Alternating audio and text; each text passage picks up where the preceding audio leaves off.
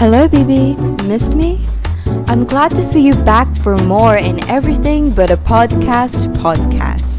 Book Reviews with Trish Edition 1, Episode 2. We're picking right where we left off from Stephen Hodges' ZEN Masterbook, where, from the previous episode, we briefly covered the Buddha himself and the 3 principles to living a sound life through acknowledging that suffering, impermanence, and the absence of ego are a part of human life, and the sooner we realize and liberate ourselves from delusions, the sooner you may attain enlightenment. While I was reading this book, at that time I was just trying to build a routine for myself, like get up, read a bit, then meditate. The Zen Master book helped me with that, as well with some meditation techniques that the Zen masters themselves practiced. Like how you could avoid getting hot feet during meditation by imagining melting butter at the top of your head drizzling down to your torso, then legs, and cooling them down. I use this, but in a different way. I usually transport myself to my favorite waterfalls, and at moments at night, I do get legitimate shivers because I could really feel the rushing night ice cold water from the waterfalls. Quick story time!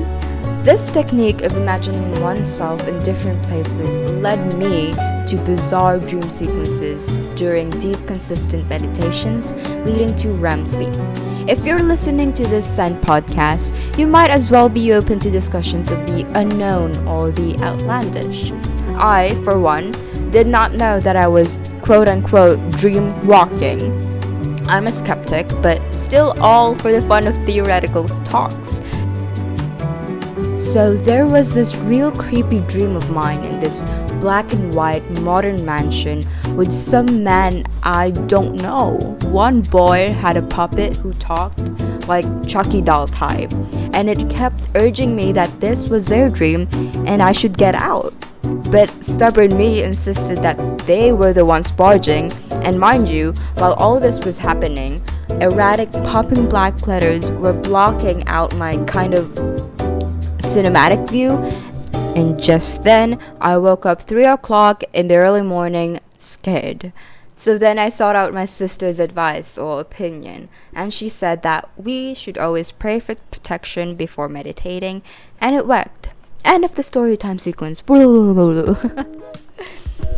Going back, this book was written in portions categorizing the Indian, Chinese, and Japanese Zen masters in a consequent timeline. Today we'll be reading into the Indian and some of the Chinese masters, early Chinese masters. So buckle up, because we'll be meeting some great minds. Let's start off with a bang with Zen master Bodhidharma throughout the years 470 to 534. What we can say about this guy is that he's a funny, wry, and direct person. We don't know much about this guy, but they say he's low-key in a sense that he popped Emperor Wu's bubble by directly calling him out as spiritually materialistic. I'll be reading a quote that sums out his whole identity as a Mahayana Buddhist.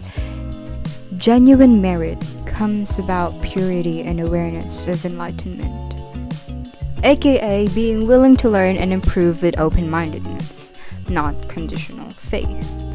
Bodhidharma dabbles on enlightenment as a state of metaphysical, embodied spirit view of Aristotle and Aquinas' perspective on the human person with a united body and soul, or the essentialism approach at its best. This just means that the existence of humanity usually precedes our fixed essence, meaning we have our individuality.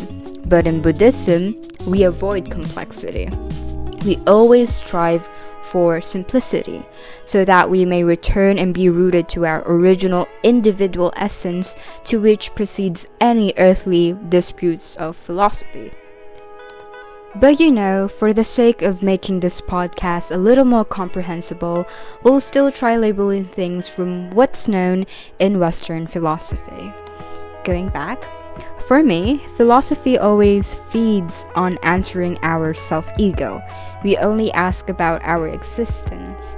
What is man, or who is man? But no one ever seems to ask, why is man? Personally, one way to know the answer to our purpose as humans is spirituality, and pair it with practicality of our reality. That's a lot of litty. Anyways, wrapping up our little session with Bodhidharma, I'll be reading a few keynotes that I wrote about the things I learned from Bodhidharma as a Zen master. Remember, man is a transcendent being. Be patient to others as you are patient with your personal growth. In Bodhidharma's chapter, we are presented the concept of equanimity. Equanimity states all the fundamental points of other religions on basically how to treat your neighbors and the world properly. They also say that excessive pride is bad, and how to defeat this pride, you say? Just remember that other people are equally important to this life cycle. We all somehow receive a degree of respect because we have our dignities. Be humble, sit down, basically.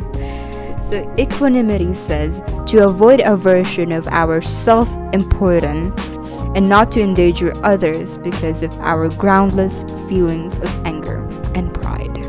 And finally, to wrap things up with Bodhidharma, we finish off with a meditation technique from Stephen Hodge.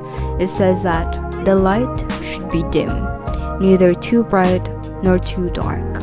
If the space is too bright, the clarity of the room's contents can be distracting, while darkness is more conducive to sleep. Let's fast forward a bit and travel to China in the year maybe 500 or something. Jianzhi Sengcan. We don't know when he was born, but we do know when he died, and that's the year 606. He is the third Zen patriarch in China.